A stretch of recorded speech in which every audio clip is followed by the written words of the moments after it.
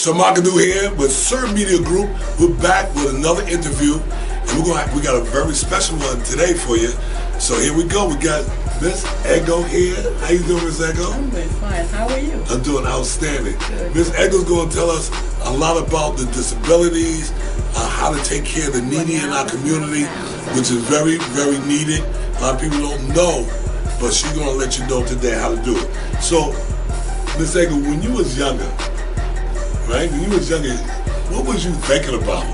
I mean, you went to this big world of helping people, but you started somewhere. Where you from?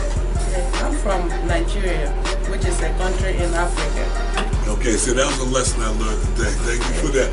Now, as you growing up as a little girl, what were some of the things you was doing? As a young girl growing up, I've always known that I like to help people.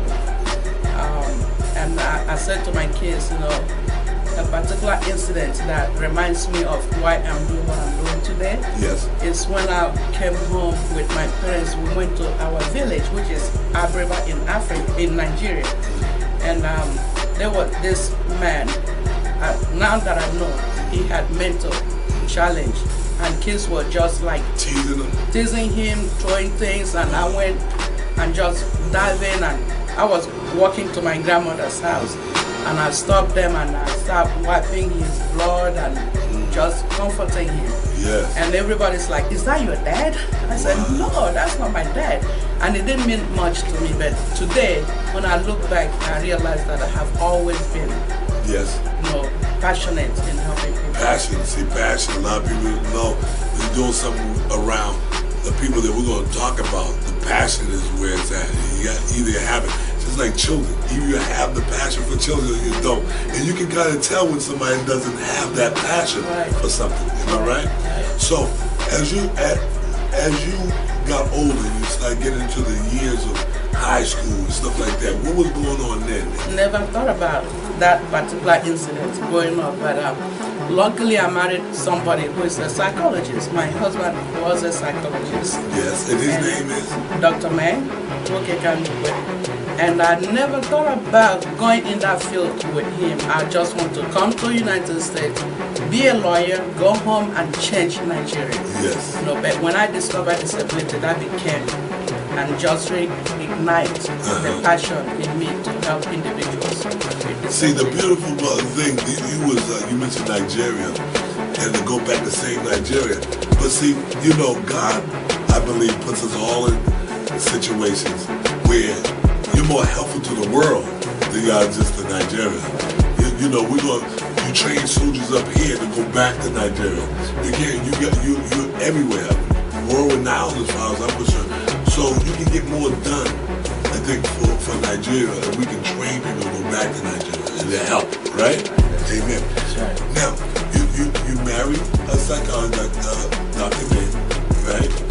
And the first building, let's go with the first inkling that you want to be with people, that first building. What was it like? What was it like to have that, to open up that business? Where was that business located? Actually, another chance started in our home. Nice. We started in the house. Basically, what we were doing is we became a contractor with the Department of Vocational Rehabilitation Services, which was under the Department of Labor. Yes. And what he was doing then is do evaluation, psychological evaluation, vocational evaluation, and he was just doing that. And I jumped in. I'm like, can I do the other part of it, which is helping people with disability to go to work? Wow. So from doing that, and then we thought about, can we do this fully? Full time. Full time. What was the first building? The first building was in Ndukwe, Georgia. And then we're just in a very small scale. We had three, actually, me, him, and one other staff. Three staff. Total. And what do you call the people that you service? Patients? Or individuals. Individuals. When I said we're talking about the people we serve. Yeah, you serve. And you People. just call them. So when if I came into your building, never been in your building, I said, how's all the individuals doing? That's how I Exactly. oh, Okay, so you got a new individual today. It's not a patient. No, it's not patient. It's not a client. That's great to know. They People prefer just to be called individuals. see. I was just took it for granted. Thank you. I know that we're all individuals. Yes. Okay, good. Yes. And so that was talk. You came in. Now you moved over to Park Central Boulevard in Decatur, Georgia. Right? Is that Lithonia or Decatur over there? That's Decatur. Still Decatur over there. And you're in that big building. How big is that building? The facility? Well, big enough to, but then I'll say about 10,000 square feet, 15,000 square feet. It's huge. It's huge. Yeah, so you have two sides. We started with one side, and Yes. now we expanded to The other side. Yes. Yeah, so if somebody wanted to come down and visit, do you take tours? Do you take people on tours? Yes, we do. And so, okay, so we're going to talk more about that in a minute. So now, how many individuals do you service now? Yes. We currently serve about 70 to 80 individuals now. Nice. Which is, when I say serve about, not everybody comes to the center. We also go to people's homes. Oh, you service at home? We have what we call community service living, which we go to people's house. And we also take people to the community, which is the CAI. That's the community integration. Yes. And then people comes to us. So there are different components. Oh, that's good. Now, what would you consider your business?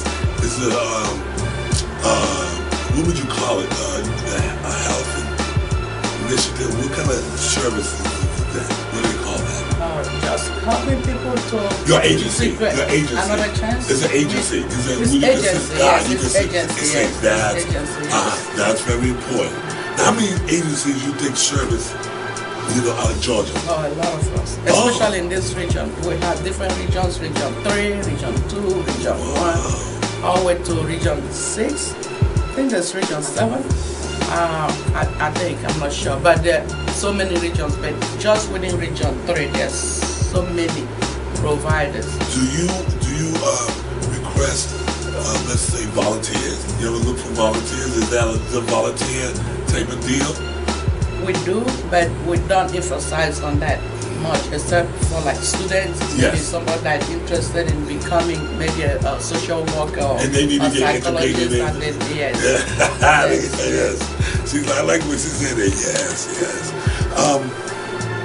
What is your, let's say, short-term goals for another chance?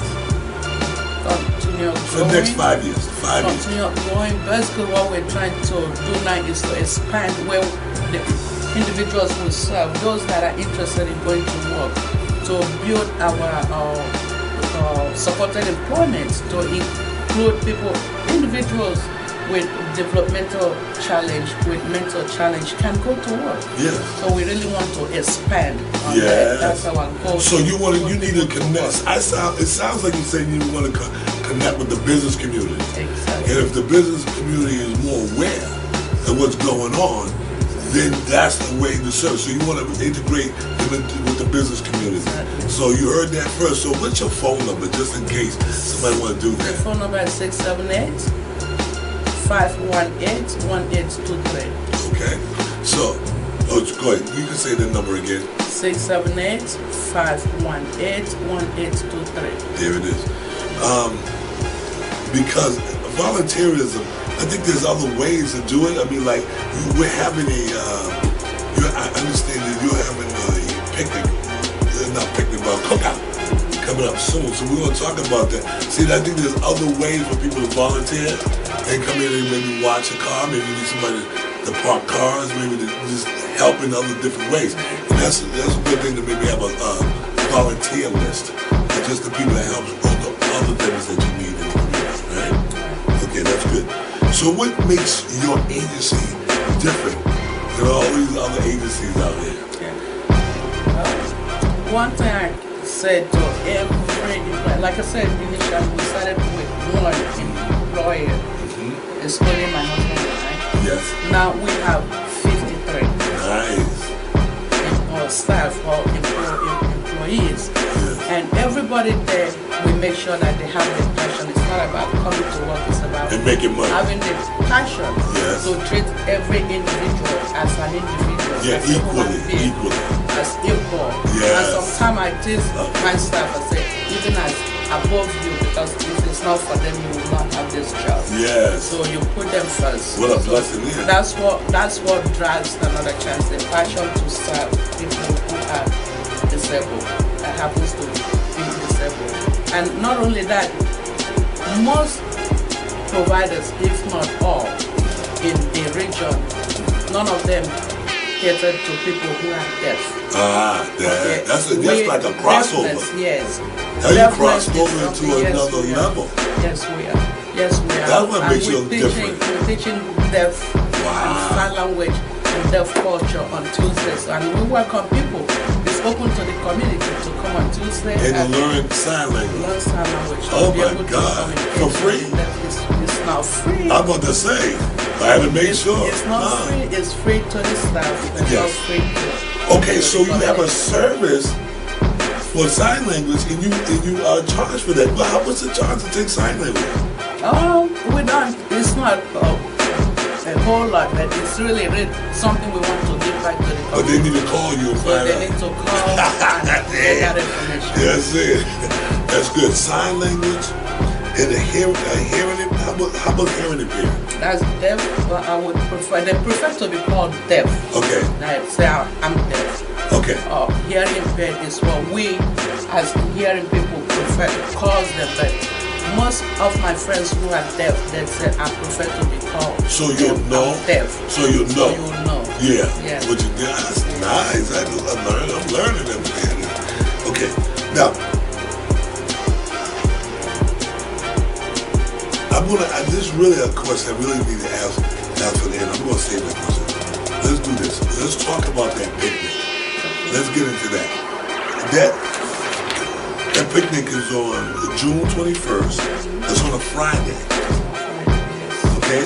So it's at Wade Walker Park. And it's you have the whole park that day. Yeah. So and the times are from 10 a.m. to 3 p.m. Yes. So they really need schools out. Schools out. So this is a good time.